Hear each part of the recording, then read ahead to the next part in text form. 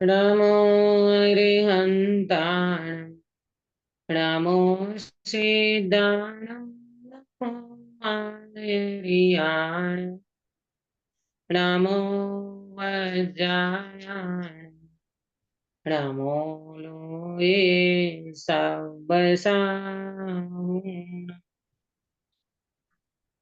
हाँ, कंचन में। हाँ, जय जिनेंद्र। हम्म। वही बोल रहे हैं, इस बहुतरु का है मुलई का। हाँ हाँ, ये आया ना सामने। हाँ हाँ। मंगलमय मंगल करण पीतराग विज्ञान नमो ताहि दाते भये अरिहंतादि महान करि मंगल करि हो महा ग्रंथ करने को काट जाते मिले समाज सब पावे निज पद राज इस भवतरु का मूल एक जानहु मिथ्या भाव ताको करि निर्मूल अब करिए मोक्ष उपाय। जय जिनेन्द्र। हाँ, बहुत सुंदर मंगलाचरण आपने किया। सुबह मंगल प्रभात की मंगल वेला में हमारी चर्चा मोक्ष मार्ग प्रकाशक जी शास्त्र के अंतर्गत 7वें अधिकार में व्यवहाराभासी मिथ्या दृष्टि का प्रकरण हमने कल शुरू किया है। उसमें कल हमने कुल कर्म से जो मिथ्या दृष्टि जीव है ना, कल उसकी चर्चा हुई थी। कुल अपेक्षा धर्म धारक व्यवहाराभासी, है ना। कितनी सारी चर्चा पंडित साहब ने हमको डिटेल से बताई कि कोई व्यक्ति कुल अपेक्षा से धर्म अपने को धर्मात्मा मान लेता है। जैसे जैन कुल में जन्मा तो ऐसा मान लिया कि हम तो धर्मात्मा हो गए, परंतु ये जरूरी नहीं है। अगर कुल कर्म से हम जैन ही मान लेंगे अपने आप को, तो हर कोई व्यक्ति अपने अपने कुल में जन्म लेता है और अपने कुल में वो प्रवर्तन करता है, तो वो व्यक्ति भी अपने कुल क्रम से धर्मी हो जाएगा, धर्मात्मा हो जाएगा। लेकिन ऐसा नहीं है। पंडित जी ने बहुत सारी बातें बता करके ये बताया कि भाई तुम अपनी बुद्धि से कुछ भी मान लो, ये मोक्ष मार्ग में नहीं चलता। यहाँ तो जैन धर्म में हमारी सर्वज्ञ परंपरा में जो भी शास्त्र लिखे हैं, जो भी हमारा मार्ग चला आया है, उसके अनुसार अगर आप प्रवर्तन करोगे तो ही आप धर्मात्मा बन पाओगे। मात्र बाहर से व्यवहार से कुल क्रम से कोई आचार का पालन करो, कोई व्यवहार का पालन करो, इतने मात्र से व्यक्ति धर्मात्मा नहीं हो सकता, है ना। और फिर पंडित जी ने अंत में ये भी बताया था कि जैसे लग्न आदि कुल के प्रसंग जो होते हैं, विवाह आदि लग्न आदि जो प्रसंग होते हैं, उनमें तो कुल क्रम का विचार करते हो, परंतु धर्म संबंधी कार्यों में कुल का विचार नहीं करना। क्योंकि धर्म तो एक अंदर की चीज है। धर्म ये तो व्यक्ति का निजी मामला है, निजी स्वभाव है। उसके लिए तो व्यक्ति को पर्सनल खुद का चिंतन मनन करके अपना स्वयं का विचार करना होगा, है ना। और पंडित जी ने ये बताया कि जैसे धर्म मार्ग, जो सच्चा धर्म मार्ग है, उनको ही फॉलो करना और उनके प्रवर्तन करना ये वास्तव में योग्य है। मात्र कुल क्रम से अपने को जैनी मान लेना ये ठीक नहीं है। हाँ, पुण्य के कारण तुमने जैन कुल मिल गया, वो एक अलग बात है, परंतु पुरुषार्थ करके कार्य में जैनत्व प्रकट करना ये व्यक्ति के स्वयं के पुरुषार्थ की बात है। बराबर। अब अपन आज पढ़ेंगे 215 पेज है। परीक्षा रहित आज्ञानुसारी धर्म धारक व्यवहाराभासी। 4 प्रकार के व्यवहाराभासी कल मैंने नोट कराया है आपको। गिरीश भाई एक बार दोहरा दोगे पहले नंबर के व्यवहाराभासी कौन से, जो अभी चर्चा की।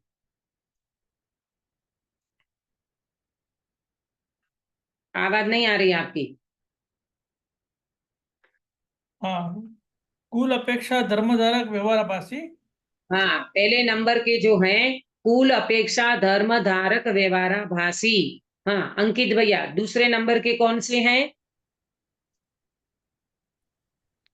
परीक्षा रहित आज्ञानुसारी धर्म धारक धारक, व्यवहार। बहुत बढ़िया।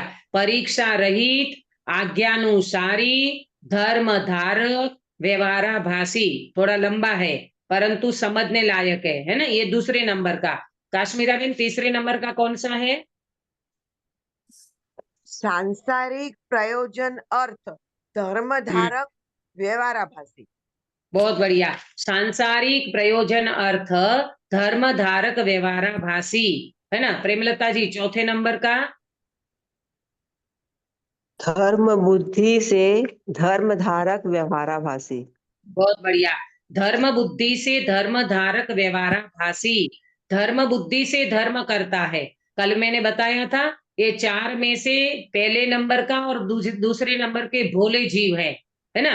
तीसरे नंबर वाली बेईमानी है, उसको कोई ईमानदारी नहीं है, वो तो सीधे सीधा संसार का प्रयोजन सिद्ध करना चाहता है, इसलिए नाम दिया गया सांसारिक प्रयोजन अर्थ धर्म धारक व्यवहाराभासी। संसार का प्रयोजन ही जिनको सिद्ध करना है, उनको धर्म से कोई संबंध नहीं है।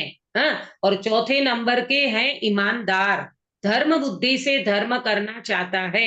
भले उनको स्वरूप का पता नहीं है, वो एक अलग बात है, लेकिन भावना अंदर में की क्या है, मुझे तो धर्म करना है। ठीक है, तो इस प्रकार से चार प्रकार के व्यवहाराभासी की चर्चा में आज हम दूसरे नंबर की चर्चा करेंगे, जिसका नाम है परीक्षा रहित आज्ञानुसारी धर्मधारक व्यवहाराभासी। हाँ, पेज नंबर है 215।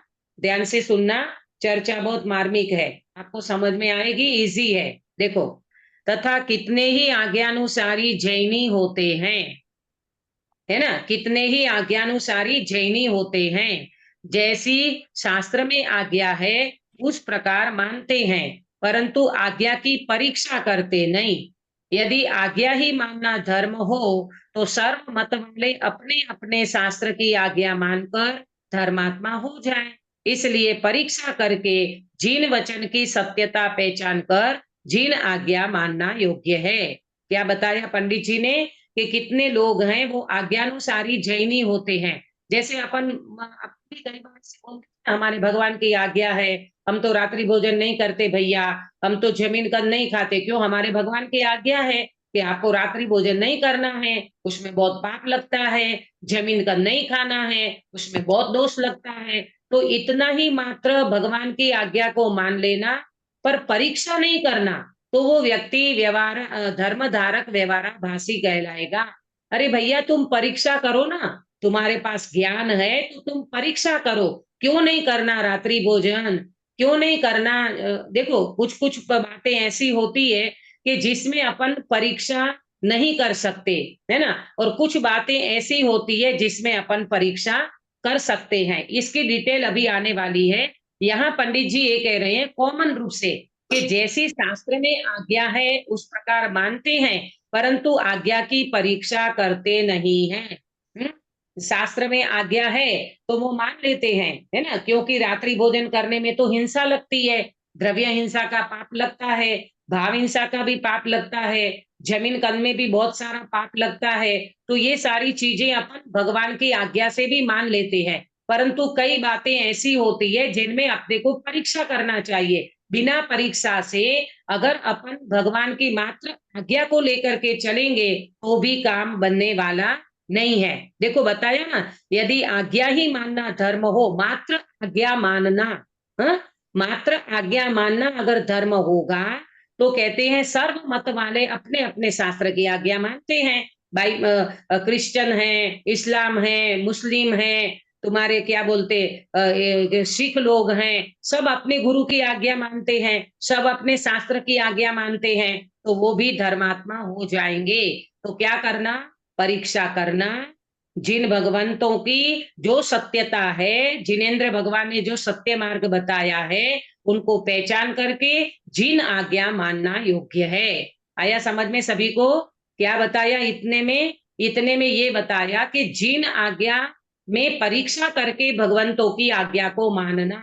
परीक्षा करे बिना मात्र आज्ञा को मान लेंगे तो धोखा खा जाओगे। हर कोई व्यक्ति अपने अपने धर्म में अपने अपने गुरु को मानते हैं, अपने अपने शास्त्र को मानते हैं, तो उतने मात्र से कोई व्यक्ति धर्मात्मा नहीं बन सकता। ठीक है, आगे बढ़ेंगे। देखो, बिना परीक्षा किए सत्य असत्य का निर्णय कैसे हो? अगर तुम परीक्षा नहीं करोगे तो सत्य असत्य का निर्णय नहीं हो पाएगा, और बिना निर्णय किए जिस प्रकार अन्यमती अपने शास्त्रों की आज्ञा मानते हैं, उसी प्रकार इसने जैन शास्त्रों की आज्ञा मानी। ये तो पक्ष से आज्ञा मानना है। बहुत सुंदर बात कही पंडित जी ने कि भैया बिना परीक्षा किए सत्य असत्य का निर्णय नहीं होता। क्यों नहीं होता? क्योंकि बिना निर्णय किए तो अन्य मती भी अपने शास्त्रों की आज्ञा मानते हैं और तुम भी अपने जैन शास्त्रों की आज्ञा मान लो, तो इससे काम बनने वाला नहीं है। ये तो पक्ष से आज्ञा मानना है। अब आप नोट करना, श्रद्धा का आधार परीक्षा नहीं है, श्रद्धा का आधार पक्ष है। क्या बोला? एक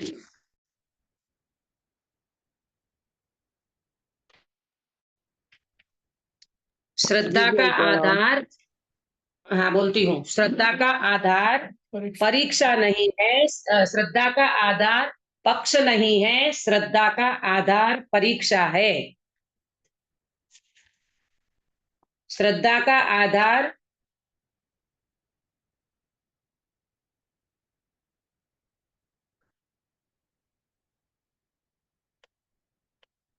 श्रद्धा कब करोगे? परीक्षा करके आपको श्रद्धा बैठेगी। आप कोई पक्ष लेकर के बैठ गए ना तो काम बनने वाला नहीं है। हमें हमें जैन धर्म का पक्ष है, अन्य धर्म वाला कहेगा हमने हमारे धर्म का पक्ष है, तो ये काम नहीं बनेगा। परीक्षा करो और तो फिर आपका सत्य पक्ष में आ जाओगे और झूठा पक्ष जो है वो छूट जाएगा। ठीक है ना? तो देखो यहाँ पंडित जी कहते हैं ये तो पक्ष से आज्ञा मानना है। तुमने पक्ष से आज्ञा मानी कि हम तो जैन मत के हैं, हमें तो जैन मत का पक्ष है, तो पक्ष से आज्ञा नहीं मानना, परीक्षा करके आज्ञा मानना। श्रद्धा का आधार परीक्षा है, श्रद्धा का आधार अकेला पक्ष नहीं है। अब देखो आगे, कोई कहे कि शास्त्र में 10 प्रकार के सम्यक्त्व में आज्ञा सम्यक्त्व कहा है। 10 प्रकार का सम्यक्त्व मैं आपको पहले नोट कराऊंगी। 10 प्रकार के सम्यक्त्व कौन से हैं, है ना? आगम में आता है 10 प्रकार के सम्यक्त्व, नोट करना। पहला है आज्ञा सम्यक्त्व, फिर रुचि सम्यक्त्व,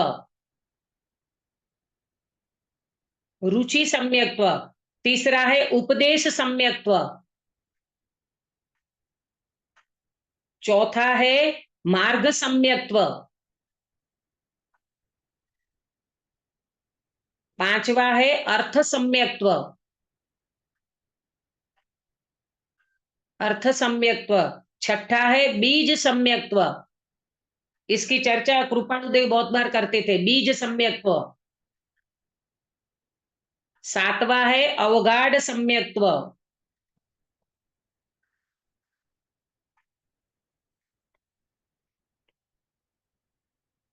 आठवां है परम अवगाढ़ सम्यक्त्व,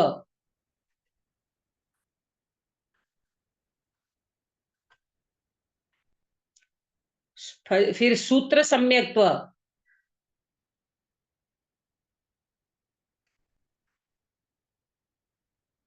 और विस्तार संक्षेप सम्यक्त्व। कितना हुआ? 9 हुआ कि 10? 10 हो 10 हो गए। गया?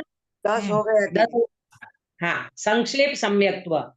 देखो ये है ना आज्ञा ये आज्ञा सम्यक्त्व की जो बात आई ना, तो ये आज्ञा सम्यक्त्व में पंडित जी यहाँ पर आज्ञा सम्यक्त्व की बात करते हैं और उसमें ये बता रहे हैं कि भाई अगर तुम किसी भी प्रकार के आज्ञा सम्यक्त्व को मान लोगे, अकेले आज्ञा सम्यक्त्व को मान लोगे, तो तुम्हारे जीवन में बहुत बड़ी प्रॉब्लम आने वाली है। अकेली आज्ञा माने तो काम नहीं बनेगा, परीक्षा करना चाहिए उसके साथ। इसीलिए मालूम कृपाणुदेव बोले कृपाणुदेव, जिसके पास धर्म मांगो उसकी परीक्षा करना। कोई भी व्यक्ति के पास आप धर्म समझने जाते हो तो पहले उनकी परीक्षा करना, शास्त्रों की परीक्षा करना, गुरु की परीक्षा करना, है ना? अगर आप बिना परीक्षा करे आप कुछ भी कार्य करने जाओगे तो आपको पक्ष खड़ा रह जाएगा, परंतु आपको वास्तविक धर्म की प्राप्ति नहीं होगी। अब यहाँ पर 3 बात आने वाली है जो मैं आपको अभी नोट कराऊंगी। कोई कहे माने ये परीक्षा रहित जो आज्ञानुसारी है ना उसका प्रश्न है, वो 3 बातें को लेकर के प्रश्न करेगा। कोई कहे कि शास्त्र में 10 प्रकार के सम्यक्त्व में एक आज्ञा सम्यक्त्व कहा है, जो मैंने अभी आपको नोट कराया, आज्ञा विचय धर्म ध्यान का भेद भी कहा है आज्ञा सम्यक्त्व, आज्ञा विचय धर्म ध्यान, और तीसरा है निशंकित अंग। इसमें जिन वचन में संशय का निषेध किया है वह किस प्रकार है? अब शिष्य का प्रश्न है। शिष्य 3 बात को लेकर के प्रश्न करता है। क्या कहता है? वो ये कहता है कि पंडित जी, शास्त्र में तो 10 प्रकार के सम्यक्त्व में एक आज्ञा सम्यक्त्व कहा है? फिर 4 प्रकार के ध्यान में एक धर्म ध्यान आता है, उसमें आज्ञा विचय नाम का धर्म ध्यान का भेद आता है। और तीसरा निशंकित अंग बताया है, उसमें जिन वचन में कोई शंका नहीं करना, बस भगवंतों के वचन में आप तो श्रद्धा करो। तो फिर ये 3 बातें आगम में क्यों बताई? अक्षर बेटा, आपको समझ में आया? 3 बात समझ में आई? हाँ, कौन कौन सी? तो बोलता है कि असम्यत्व में एक आज्ञा सम्मत्व है, दूसरी हाँ, के धर्म के भेद में आज्ञा आज्ञा विषय विचय, भेद है, हाँ, और आज्ञा विचय नाम का धर्म ज्ञान का भेद है। हाँ, और तीसरा और तीसरी निशंकित अंगों में अंग, 8 अंग में एक निशंकित अंग है।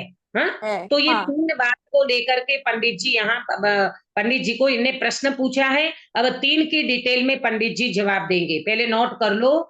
एक आज्ञा सम्यक्त्व, दूसरा आज्ञा विचय नाम का धर्म ध्यान, और तीसरा निशंकित अंग। बराबर? 3 बातों से परीक्षा की छुट्टी हो जाती है। ये तो ये चाहता है ना, हम तो, ये कौन है मालूम? परीक्षा रहित आज्ञा अनुसारी धर्म धारक व्यवहाराभासी है। उनको परीक्षा करना नहीं है, उनको तो मात्र भगवंतों की आज्ञा पे श्रद्धा है। तो वो उनने 3 बातें उठाई। पहली बात तो ये करी कि पंडित जी अपने आगम में एक आज्ञा सम्यक तो भी आता है, उसमें तो ऐसा बताया। आज्ञा सम्यक तो माने क्या? आज्ञा सम्यक तो माने भगवंतों की आज्ञा का पालन करना। तो हम तो आज्ञा का पालन कर रहे हैं।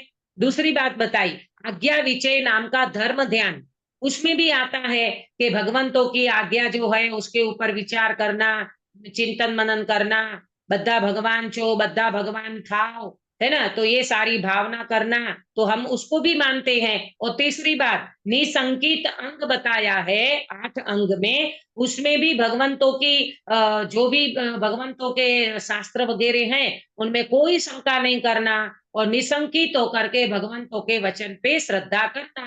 तो ये 3 बात अगर अपन आगम में कही है तो क्यों कही है? एक इसका प्रश्न है, परीक्षा रहित व्यवहाराभासी का प्रश्न है। आया समझ में सभी को? किरण बेन,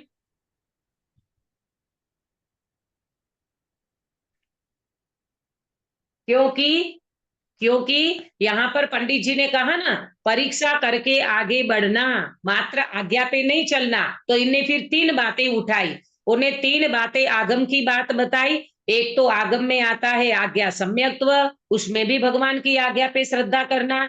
दूसरा आता है आज्ञा विचय नाम का धर्म ध्यान, उसमें भी भगवंतों की आज्ञा का विचार करना। और तीसरा आता है निशंकित अंग, उसमें भी जिन वचन में शंका नहीं करना, तुम तो भगवंतों पे वचन पे श्रद्धा रखो। तो ऐसी 3 बात आती है, तो वो क्यों आती है? काश्मीरा बेन, प्रश्न समझ में आया? हाँ दीदी, आया। आया ना? अब देखना पंडित जी उसका समाधान क्या देते हैं। शास्त्रों में कितने ही कथन तो ऐसे हैं जिनकी प्रत्यक्ष अनुमान आदि द्वारा परीक्षा कर सकते हैं, तथा कई कथन ऐसे हैं जो प्रत्यक्ष अनुमान आदि गोचर नहीं है, इसलिए आज्ञा ही से प्रमाण होते हैं। वहां नाना शास्त्रों में जो कथन समान हो उनकी परीक्षा करने का प्रयोजन ही नहीं है, परंतु जो कथन परस्पर विरुद्ध हों, उनमें से जो कथन प्रत्यक्ष अनुमान आदि गोचर हों, उनकी तो परीक्षा करना। पहले मैं इतना आपको समझाऊंगी क्योंकि बात थोड़ी गंभीर है, थोड़ी समझने लायक है।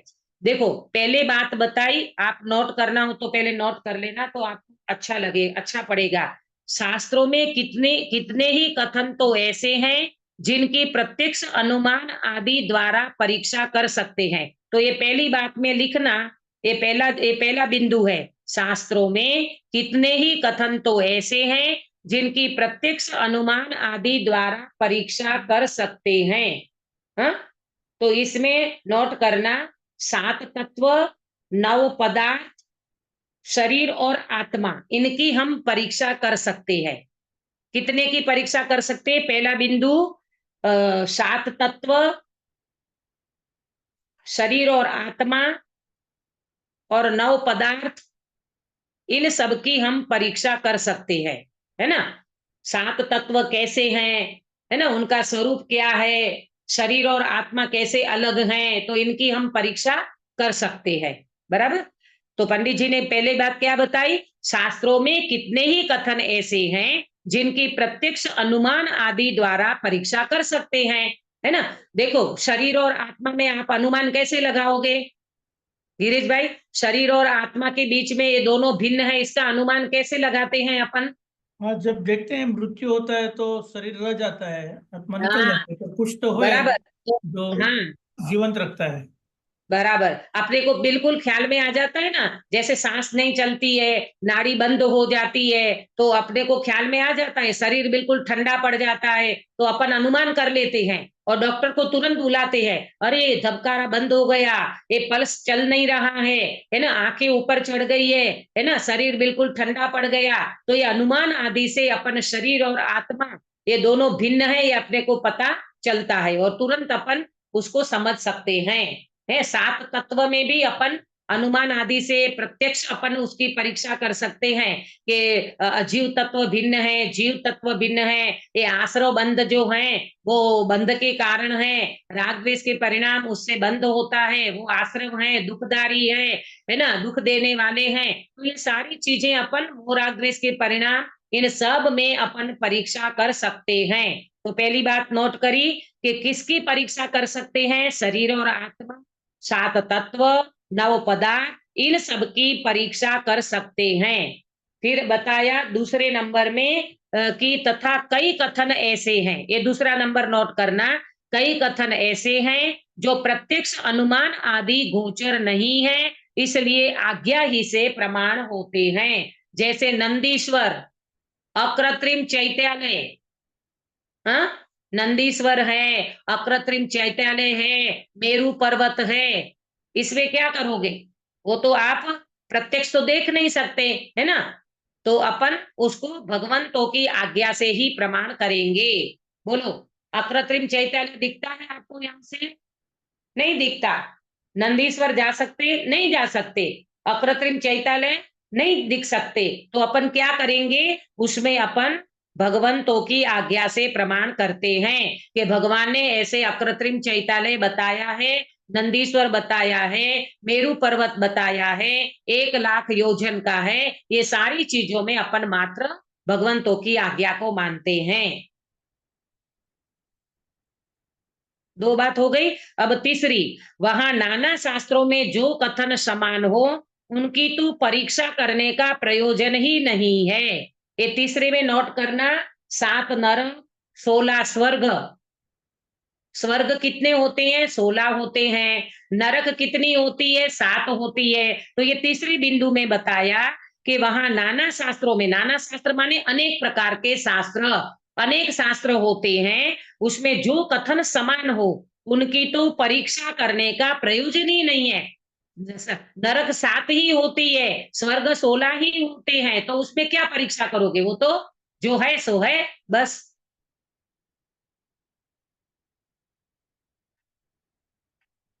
दीदी हमारे स्थानक अपने स्थानकवासी में 12 स्वर्ग बोलते हैं, 12 देव लोग बोलते हैं ना, तो फिर 16 हाँ, स्वर्ग।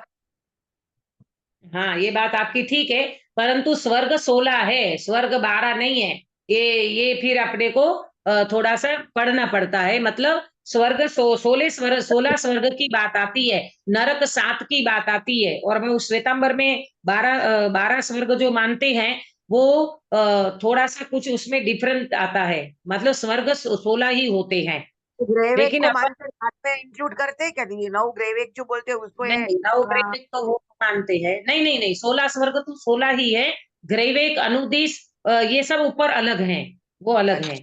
अच्छा। हाँ, लेकिन इसका थोड़ा सा ख्याल करना पड़ेगा, वरना देखा जाए तो 16 स्वर्ग की बातें आती है ना। जैसे सीता जी का से जीव जो है वो 16 स्वर्ग में 16वें स्वर्ग में अभी विराजमान है, तो इस तरह से। और इसमें एक बात और बताई, परंतु जो कथन परस्पर विरुद्ध हों, उनमें से जो कथन प्रत्यक्ष अनुमान आदि गोचर हों, उनकी तो परीक्षा करना। परंतु जो कथन परस्पर विरुद्ध हों, उनमें से जो कथन प्रत्यक्ष अनुमान आदि गोचर हों, उनकी तो परीक्षा करना। तो इसमें पंडित जी कहते हैं राग से धर्म होता है, शुभ भाव से धर्म होता है। श्वेतांबर में मानते ना कि भाई दया पालो तो धर्म होगा, तुम ये करो तो धर्म होगा, तो वो कथन अपने को थोड़ा विरुद्ध लगता है। क्यों? क्योंकि वितरागता से धर्म होता है, राग से धर्म नहीं होता। भले वो प्रशस्त राग क्यों ना हो, वो शुभ भाव क्यों ना हो, परंतु उनसे धर्म नहीं होता। नहीं नकुल सहदेव को तो स्वभावी था उत्कृष्ट प्रकार के, तो वो व्यक्ति सर्वार्थ सिद्धि में गए, सिद्धालय में क्यों नहीं गए? इससे सीधी बात समझ में आती है कि राग से धर्म नहीं होता, वितरागता से धर्म होता है। ऐसे कथन कहीं मिलते हो तो वहां अपने को परीक्षा करना चाहिए। अनुमान, तर्क, युक्ति, आगम, ये सब चीजें लगा करके उनको अपने को मानना चाहिए। ठीक है, आया सभी को समझ में? वहां जिन शास्त्रों के कथन की प्रमाणता ठहरे, अब देखना अन्य अन्य दर्शन के शास्त्र की भी यहाँ बात कर रहे हैं पंडित जी। वहां जिन शास्त्र माने जिनेन्द्र भगवान के नहीं, जिन शास्त्र माने अन्य दर्शन के भी शास्त्र जो भी कुछ हैं, उनकी भी पंडित जी बात करते हैं। कई बार ऐसा, पंडित जी को तो अन्य दर्शन का भी बहुत ज्ञान था, और कई लोग ऐसे अन्य दर्शन को पढ़ते हैं ना, तो वो ऐसे बोलते हैं दीदी देखो उसमें भी ऐसा आता है, गीता में भी ऐसा है, फला में भी ऐसा है। तो पंडित जी कहते हैं वहां जिन शास्त्रों के कथन की प्रमाणता ठहरे, उन शास्त्रों में जो प्रत्यक्ष अनुमान गोचर नहीं है, ऐसे कथन किए हों, उनकी भी प्रमाणता करना। कैसे प्रमाणता करना? अपने अनुमान से, अपने प्रत्यक्ष से, अनुमान गोचर आदि से करना, और वो नहीं हो ऐसे कथन किए हो उनकी भी प्रमाणता करना। तथा जिन शास्त्रों के कथन की प्रमाणता न ठहरे, उनके सर्व ही कथन की अप्रमाणता जानना। फिर से बोलती हूँ, वहां जिन शास्त्रों के कथन की प्रमाणता ठहरे, उन शास्त्रों में जो प्रत्यक्ष अनुमान गोचर नहीं है ना, जो प्रत्यक्ष अनुमान गोचर नहीं है, ऐसे कथन किए हों, उनकी भी प्रमाणता करना। प्रमाणता कैसे करोगे? प्रत्यक्ष से करोगे, अनुमान से करोगे, तर्क से करोगे, युक्ति से करोगे, इन सारी चीजों से उनकी प्रमाणता करना। अगर वो प्रमाणता न ठहरे, वो प्रमाणता न ठहरे प्रयोजन भूत में, तो कहते हैं जिन शास्त्रों के कथन की प्रमाणता न ठहरे, उनके सर्व ही कथन की मानना। आपके तर्क से, युक्ति से अगर वो आपको सही नहीं लगता है, तो फिर उनके सर्व प्रकार के कथन की प्रमाणता को अप्रमाणता मानना। क्या क्या बात समझ में आई इसमें गिरीश भाई? कि तर्क, युक्ति, अनुमान से अगर कोई बात आपको सच्ची नहीं लगती है, तो फिर उनके जितने भी कथन हैं वो सब अप्रमाण समझना है। इसमें अभी मेरे कोई एग्जाम्पल एकदम से ख्याल में नहीं आ रहा है, लेकिन इसमें भी कोई ऐसी बात बैठ सकती है जो अपने को प्रत्यक्ष विरुद्ध लगती है, तो फिर उनके तर्क लगाओगे, युक्ति लगाओगे, आगम से समझोगे, सारी चीजों में अनुमान भी नहीं बैठ सकता है, और उनके सारे कथन अप्रमाण माने जाएंगे। अब मैं थोड़ा सा, अभी मेरे स्मृति में से निकल गया है, मेरे को ध्यान में आएगा तो मैं बताऊंगी, किसी को ख्याल आता हो तो बताना। त्रिशला माता को वो ऊपर वो जा रही थी और उनको आ गया ना केवल ज्ञान, हाँ तो ये एक हाँ तर्क से भी युक्ति से भी गलत है। हाँ, जैसे मरुदेवी माता है, तो मरुदेवी माता को हाथी की अंबाड़ी पे बैठ बैठ के केवल ज्ञान हो गया, तो वो बात बिल्कुल गलत है। और यहाँ पर इन्होंने ना अन्य मल्लीनाथ को भी झाड़ू लगाते, मल्लीनाथी को झाड़ू लगाते लगाते झाड़ू लगाते नहीं, मल्लिनाथ जी तो को स्त्री तीर्थंकर मानते हैं वो वाली बात है, झाड़ू लगाते की बात नहीं है। तो भगवान आहार करते, वो तो बहुत बड़ी गलती है ना दीदी। हाँ हाँ, केवली भगवान को कवल आहार होता है, ये तो बहुत बड़ी गलती है। ऐसी कई चीजें हैं। अब इनमें ना, इन्होंने जिन शास्त्र में अन्य दर्शन के शास्त्र लिए हैं, इसमें हालांकि वो तो अन्य दर्शन, अन्य लिंग ही मानते हैं। पंडित जी तो उन्होंने स्पष्ट लिखा है कि भाई जो जिन आज्ञा को नहीं मानते, जिनेंद्र भगवान की आज्ञा का प्रॉपर पालन नहीं करते, वो जैन कुल में जन्म लेने मात्र से भी वो जैनी नहीं कहलाते। तो फिर वहां पर ये सारी बातें भी आ जाएगी। ठीक है, अभी अपन आगे बात करेंगे। यहाँ कोई कहे कि परीक्षा करने पर कोई कथन किसी शास्त्र में प्रमाण भाषित हो तथा कोई कथन किसी शास्त्र में प्रमाण भाषित हो, तब क्या करे? कोई शास्त्र में ऐसा प्रमाण भाषित होता है, कोई शास्त्र में ऐसा प्रमाण भाषित होता है, तब हम क्या करें? हम कंफ्यूजन हो जाता है, हमें समझ में नहीं आता कि किसको सही माने और किसको गलत माने। ऐसी प्रॉब्लम कई लोगों को होती है। अब पंडित जी का समाधान बहुत अच्छा है। देखो, जो आप्त भाषित शास्त्र हैं, आप्त माने क्या? आप्त किसे कहते हैं? आत्मा प्राप्त। आप्त आगम गुरु। आप्त माने क्या? आत्मा प्राप्त भगवान गुरु। अपने अरियंत भगवान। हाँ, आप्त माने अरियंत भगवान, आप्त माने हमारे तीर्थंकर भगवान, है ना, उसको आप्त कहते हैं। आप्त पुरुष, आप्त पुरुष माने जो सर्वज्ञ हैं, वितरागी हैं और हितोपदेशी हैं, उसको आप्त कहते हैं। ऐसे आप्त भाषित शास्त्र हैं, माने जिनेंद्र भगवान की दिव्य ध्वनि में जो शास्त्र आए हैं, उनमें कोई भी कथन प्रमाण विरुद्ध नहीं होते। ये सबसे अच्छा फॉर्मूला बता दिया कि आप तो भगवान के जो शास्त्र होंगे, सर्वज्ञ भगवान के जो शास्त्र हैं, उनमें कोई भी कथन प्रमाण विरुद्ध नहीं आएगा। देखो, ये जो अपन अभी बात करी ना, वो प्रमाण विरुद्ध हो जाती है। जैसे मरुदेवी माता को हाथी की अंबारी पे केवल ज्ञान हो गया है, मल्ली भगवान को स्त्री तीर्थंकर मानना, केवली को कवल आहार मानना, ये सारी चीजें प्रमाण से विरुद्ध हो जाती है। तो समझ लेना कि वो आप तक के शास्त्र नहीं है। हाँ? और आप तक के शास्त्र जो होंगे ना, उनमें प्रमाण से विरुद्ध कोई भी बात नहीं होगी। हाँ? क्योंकि या तो जानपना ही न हो अथवा राग द्वेष हो, तब असत्य कहे। असत्य व्यक्ति कैसे बोलता है? असत्य दो व्यक्ति बोलता है। झूठ, एक तो रागी व्यक्ति झूठ बोलेगा और एक छद्मस्त व्यक्ति झूठ बोल सकता है। झूठ बोल सकता है, उनमें गलती हो सकती है। लेकिन हमारे भगवान कैसे हैं? हमारे भगवान, देखो, ऐसे छोटे बच्चों को पढ़ाते थे बाल बोध वगैरह में, भगवान की बात अच्छी है और भगवान की बात सच्ची है। हाँ? तो भगवान की बात सच्ची क्यों है? क्योंकि भगवान सर्वज्ञ हैं, तो झूठ क्यों बोलेंगे? इसलिए उनकी बात सच्ची है। तो भगवान की बात अच्छी क्यों है? भगवान की बात अच्छी इसीलिए है क्योंकि भगवान राग द्वेष से रहित हैं, तो वितरागी हो गए। वितरागी झूठ क्यों बोलेंगे? तो सर्वज्ञ भगवान और वितरागी ये कभी झूठ नहीं बोल सकते। आया समझ में अंकित भैया? क्या प्रमाण दिया सच्ची और अच्छी बात का? भगवान वीतरागी हैं तो झूठ नहीं बोलेंगे, यानी सच्ची होती है। हाँ, और उनके उपदेश से उनकी बात से अपना भी कल्याण हो नहीं, सकता है। पहले ये बोलना है भगवान की बात सच्ची क्यों है? क्योंकि वो सर्वज्ञ है, तो उनको सारी चीजें जानने में आ रही है, तो वो झूठ नहीं बोलेंगे, इसलिए उनकी बात सच्ची है। और अच्छी क्यों है?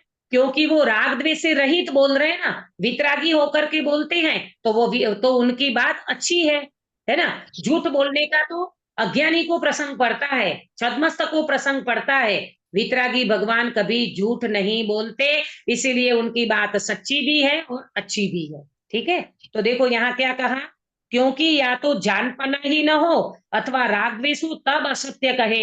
एक तो व्यक्ति बिल्कुल जानता नहीं हो तो वो व्यक्ति झूठ बोल देगा है, अथवा किसी व्यक्ति को राग द्वेष होगा तो वो व्यक्ति झूठ बोलेगा। भगवान में दोनों चीजें नहीं है। भगवान सर्वज्ञ है, माने पूरा जानते हैं, और भगवान वितरागी है, माने उनको राग द्वेष नहीं है, तो वो असत्य क्यों बोलेंगे? गिरीश भाई, बात समझ में आई आपको? हाँ। सो आप तो ऐसे होते नहीं, तूने परीक्षा भले प्रकार नहीं की इसलिए भ्रम है। क्या बोला कि भैया तूने आप तक की परीक्षा अच्छे से नहीं करी है, भगवान तो इस प्रकार की भूल नहीं कर सकते, तेरी गलती है, तूने परीक्षा अच्छे से नहीं की है, ये वास्तव में तेरा भ्रम है। भगवान के शास्त्र में और भगवान में भ्रम नहीं करना। बराबर। देखो अब पेज नंबर 216 पे क्या कहता है, वो फिर प्रश्न करता है। फिर वह कहता है छद्मस्त से अन्यथा परीक्षा हो जाए तो वह क्या करे। हम तो छद्मस्त जीव हैं, हमसे कोई गलत हो जाए, हम कोई अन्यथा परीक्षा कर ले तो हम क्या करें। तो इसका समाधान, सच्ची झूठी दोनों वस्तुओं को कसने से और प्रमाद छोड़कर परीक्षा करने से तो सच्ची ही परीक्षा होती है।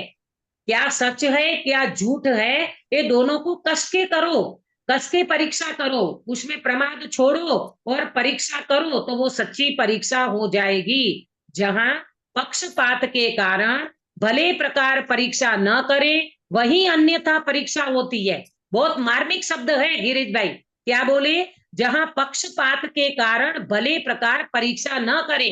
आपने पहले से पक्ष लेकर के बैठ गए, नहीं नहीं नहीं नहीं, हमारे में तो शुभ भाव को धर्म मानते हैं, हम तो दयादान करके मोक्ष में जाएंगे भैया, हम तो दयादान करके ही मोक्ष मानते हैं, हम तो शुभ भाव में ही मोक्ष मानते हैं। पहले से तुमने अड़ंगा डाल दिया, पहले से तुमने पक्ष रख दिया। अब ऐसे पक्षपात करोगे ना तो कभी भी आपको बात समझ में नहीं आएगी और परीक्षा अन्यथा हो जाएगी। अन्यथा माने आप पक्ष की पुष्टि करोगे, आप परीक्षा से वंचित हो जाओगे। समझ में आ रहा है? हाँ सुनीता जी, समझ में आया आपको? हाँ दीदी। हाँ, क्या कह रहे हैं पंडित जी यहाँ पर कि सच्ची और झूठी ये दोनों बातों को कस करके आप उनकी परीक्षा करो। एक तरफ सच्ची बात को, एक तरफ झूठी बात, ये दोनों बात को रखो ना और फिर आप परीक्षा करो। देखो जैसे अपन ये बोलते ना केवली कवल आहार नहीं करते, और श्वेतांबर कहते हैं केवली कवल आहार करते हैं। अब ये दोनों बातों को सामने रखो, अब इस पे डिबेट करो, अब इस पे चर्चा करो, अब इस पे अनुमान करो, तर्क लगाओ, युक्ति लगाओ, न्याय से बात करो, तो क्या बात सच्ची होगी? गिरीश भाई कौन सी बात सच्ची पड़ेगी? केवली कवल नहीं करते हैं। हाँ, क्यों नहीं करते? क्यों नहीं करते? वो होता ही नहीं है ना। हाँ, उनमें दो चीज बोलो, एक तो उनका मोहनीय कर्म खत्म हो गया है इसलिए इच्छा नहीं होती है, और दूसरा सुधा वेदनीय कर्म के कारण उनको आहार की इच्छा होती है। तो भगवान को अशाता वेदनीय है नहीं, इसलिए वेदनीय कर्म भी नहीं है। ये दोनों चीजों के माध्यम से अपन बता सकते हैं, तर्क से युक्ति से ये सिद्ध कर सकते हैं कि केवली को कवल आहार नहीं होता। हाँ, लेकिन कोई व्यक्ति पक्ष लेकर के बैठ गए, मालूम क्या पक्ष बताते हैं वो, जिसको पक्ष हो जाता है ना वो व्यक्ति ये बात करता है कि जैसे भगवान विहार भी बिना इच्छा से करते हैं, ऐसे आहार भी बिना इच्छा से कर ले तो क्या दिक्कत है। ऐसा नहीं होता भाई, आया समझ में? ये अपने पक्ष को लेकर के बैठ गए। अरे भैया बिना इच्छा से कोई भी कार्य नहीं होता है, ठीक है, तो बिना इच्छा से वो विहार तो करते हैं। अरे भैया विहार करना वो क्रियावती शक्ति के कारण पुद्गल का परिणमन होता है। आया समझ में? वहां इच्छा का कोई कारण ही नहीं लेना पड़ता है। और यहाँ पर आहार ग्रहण करने में तो इच्छाएं लगती है। बिना इच्छा से, बिना मौन या कर्म से कोई व्यक्ति को इच्छा बिना कोई व्यक्ति को आहार आदि का कार्य नहीं करता। तो ये सारी चीजों के लेकर के भली प्रकार परीक्षा करो, अगर नहीं करोगे तो अन्यथा परीक्षा हो जाएगी, तो आपका मिथ्या पक्ष पुष्ट होगा, आप सत्य मार्ग पे नहीं चल पाओगे। ठीक है, आगे बढ़ेंगे। तथा वह कहता है कि शास्त्रों में परस्पर विरुद्ध कथन तो बहुत हैं, किन किन की परीक्षा की जाए। वो बेचारा कंटाल गया, अरे भाई शास्त्र तो इतने सारे हैं, उनमें तो बहुत परस्पर विरुद्ध कथन आते हैं, तो हम किस किस की परीक्षा करें। तो पंडित जी इसका इतना बढ़िया समाधान देते हैं। वो कहते हैं मोक्ष मार्ग में देव गुरु धर्म, जीवादि तत्व, बंध, मोक्ष मार्ग प्रयोजनभूत है, सो इनकी परीक्षा कर लेना। कितने की परीक्षा कर लेना? बिल्कुल इंपॉर्टेंट बात है। देव शास्त्र गुरु की परीक्षा कर लेना, 7 तत्व की परीक्षा करना, जीव आदि तत्व, जीव आदि में कितना लेना? 7 तत्व ले लेना।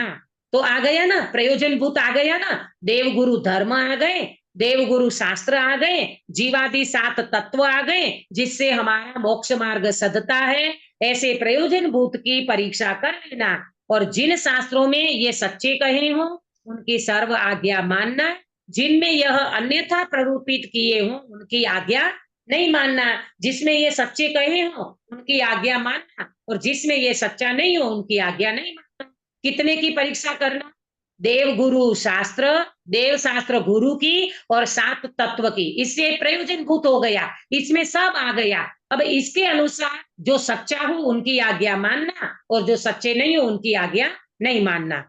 अब देखो दृष्टांत दिया, जैसे लोक में जो पुरुष प्रयोजनभूत कार्यों में झूठ न बोले, वे प्रयोजन रहित कार्यों में, प्रयोजन रहित कार्यों में कैसे झूठ बोलेगा?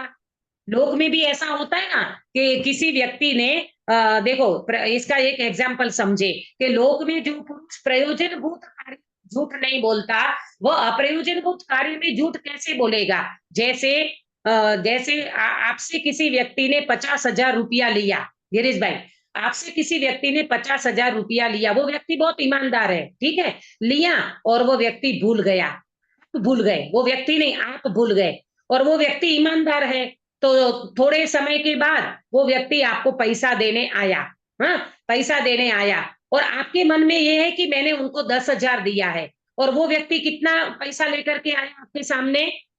50,000। 50,000। तो आप उनको क्या कहोगे? अरे 50,000 क्यों, मैंने तो आपको 10,000 दिया है।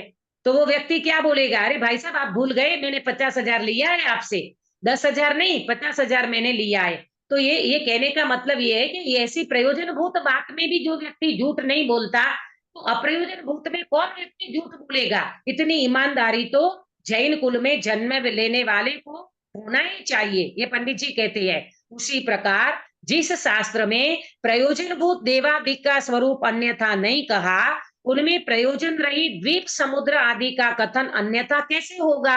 आया समझ में?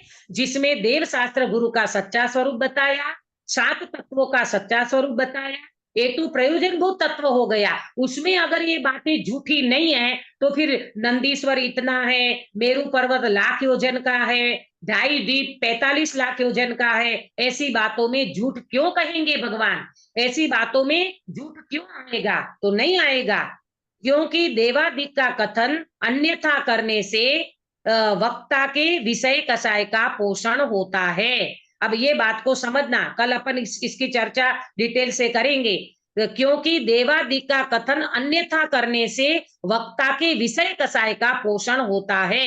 देखो सुनो ध्यान से गिरीश भाई, अपने यहाँ तो देवादिक का स्वरूप प्रॉपर है, परंतु अन्य दर्शन में अभी जो नवरात्रि चल रही है ना, ये नवरात्रि कौन सी देवी के उसमें विषय कसाय का पोषण करते हैं? कौन सी देवी है वो? अम्बे माँ। अम्बे माँ। हाँ, अम्बे माँ के खुड़ियार माँ, माध्यम से अम्बे माँ है। और ये तुम्हारे गणेश जी का प्रसंग आता है, उसमें गणेश जी के प्रसंग में कितने विषय कसाई की लोग पुष्टि करते हैं, मानते हैं उनको देव, गणेश को देव मानते हैं, अम्बे माँ को देवी मानते हैं, लेकिन उनके बाद उनको कितने सारे विषय कसाई के पोषण होता है। रात रात लोग खाना खाते हैं, नाश्ता करते हैं, डांडिया रमते हैं, डांडिया खेलते हैं। हमारे जैनी भी बाकी नहीं है उसमें, नवरात्रि में हमारे जैनियों के बच्चे डांडिया जाते हैं, और मालूम वो रात रात जागते हैं। एक बार कमेंट्स आया था ऐसा कि वो नवरात्रि नहीं लवरात्रि, उसमें आपस में एक दूसरे बच्चों का लव हो जाता है, प्यार कर लेते हैं एक दूसरे से, प्रेम कर लेते हैं एक दूसरे से, और बहुत बहुत गलत काम की भी बातें हो जाती है ऐसी। तो कहने का मतलब ये है, यहाँ जो पंडित जी ने कहा ना कि देवादिक का कथन अन्यथा करने से, इसलिए समझना अंकित भैया, इसीलिए समझना देव शास्त्र गुरु का प्रॉपर स्वरूप अपनी श्रद्धा में, अपने ज्ञान में होना चाहिए। हम अम्बे माँ को भी देवी मानने लगे, गणेश जी को भी देव मानने लगे। हमारे जैनों में भी मानो जब शादी करते ना गिरीश भाई, तब अपनी जिनवाणी को विराजमान नहीं करते, देव शास्त्र गुरु नहीं रखते, भगवान की फोटो नहीं रखेंगे, वो उसकी रखेंगे, गणेश जी को बिठाएंगे। बताओ, अब गणेश जी को बिठा करके तुम शादी करते हो, हद हो गई।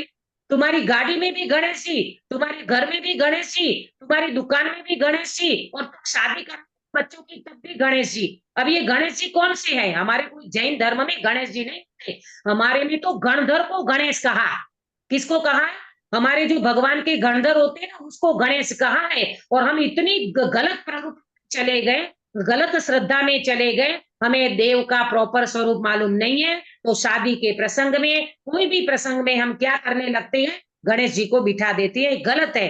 तो क्या होगा, देवादिक का कथन अगर अन्यथा करोगे तो वक्ता के विषय कसाय का पोषण होता है। वो वक्ता ऐसा बोलेगा, नहीं नहीं गणेश जी को मानना चाहिए, अम्बे माँ को मानना चाहिए, नवरात्रि करना चाहिए, ऐसा अगर कोई वक्ता कहता तो वो वक्ता विषय कसाय के पोषण की बात करता है। तो इस तरह से पंडित जी ने यहाँ पर परीक्षा रहित जो आज्ञानुसारी है वो धर्म धारक व्यवहाराभासी है, वो मात्र आज्ञा को मानता है, अगर परीक्षा नहीं करता है तो वो धर्मात्मा नहीं हो सकता। अब इसके बाद और भी प्रश्न इनने उठाए हैं, परीक्षा रहित जो आज्ञाकारी है ना, जो उनने और प्रश्न उठाए हैं, उनकी पंडित जी क्या चर्चा का जवाब देंगे, और उनमें आगे मुनिराज को भी उनने उठाया है, और ये सारी चर्चा का पंडित जी बहुत अच्छी तरह से समाधान करते हैं। हमारे अंदर में भी ऐसा न पड़ा हो कहीं कोने में कि हम तो मात्र आज्ञा को मानते हैं, हम परीक्षा नहीं करते। तो बोले ना, परीक्षा तो करना ही होगा, बिना परीक्षा से तुम ठगा जाओगे। तो परीक्षा करना, तर्क युक्ति आगम आदि लगाना, और फिर उनका प्रॉपर श्रद्धान करना। तो वितरागी देवशास्त्र गुरु के मार्ग में जो व्यक्ति प्रॉपर देवशास्त्र गुरु का श्रद्धान कर लेता है उसका मोक्ष मार्ग प्रशस्त होता है। हम सब ऐसे मोक्ष मार्ग को प्रशस्त करते हुए मार्ग में आगे बढ़े, इस मंगल भावना के साथ में बात को विराम देती हूँ। दीदी एक मिनट, तो शादी वादी में भगवान की फोटो रखना चाहिए, सांसारिक कार्य है वो।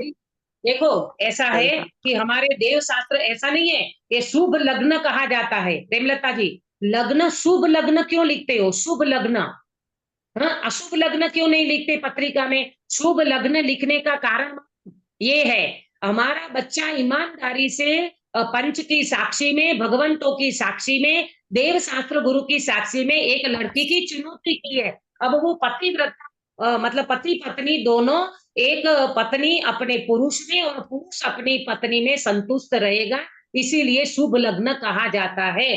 तो उनमें अपन अच्छे कार्य में मांगलिक के रूप में देव शास्त्र गुरु की स्थापना करे तो कोई दोष नहीं है, होना ही चाहिए।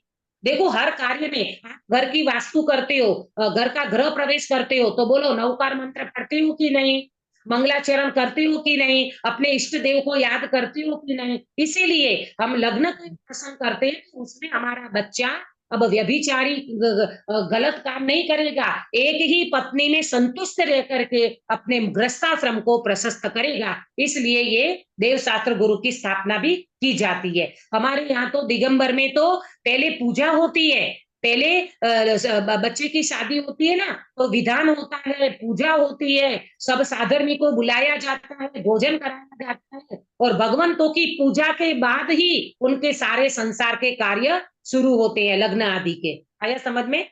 ऐसा समझना।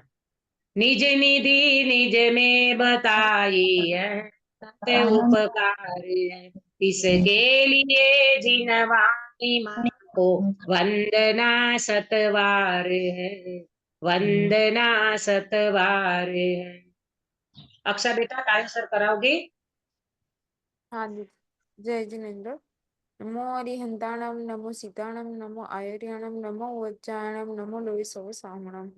नमो अरिहंताणं, नमो सीताणं, नमो आयर्याणं, नमो वज्राणं, नमो लोहिसव सामणं। नमो अरिहंताणं, सीताणं, आयर्याणं, वज्राणं, नमो लोहिसव सामणं। नमो अरिहंताणं, नमो सीताणं, नमो आयर्याणं, नमो वज्राणं, नमो लोहिसव सामणं। नमो अरिहंताणं, नमो सीताणं, नमो आयर्याणं, नमो वज्राणं, नमो लोहिसव सामणं। नमो अरिहंताणं, नमो सीताणं, नमो आयर्याणं, नमो वज्राणं, नमो लोहिसव सामणं। नमो अरिहंताणं, नमो सीताणं, नमो आयर्याणं, नमो वज्राणं, नमो लोहिसव सामणं।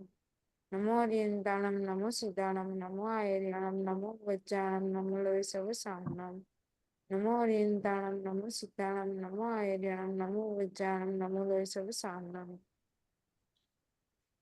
बोलो अंतर्मुख मुद्राधारी सर्व जिनेन्द्र भगवान की जय हो।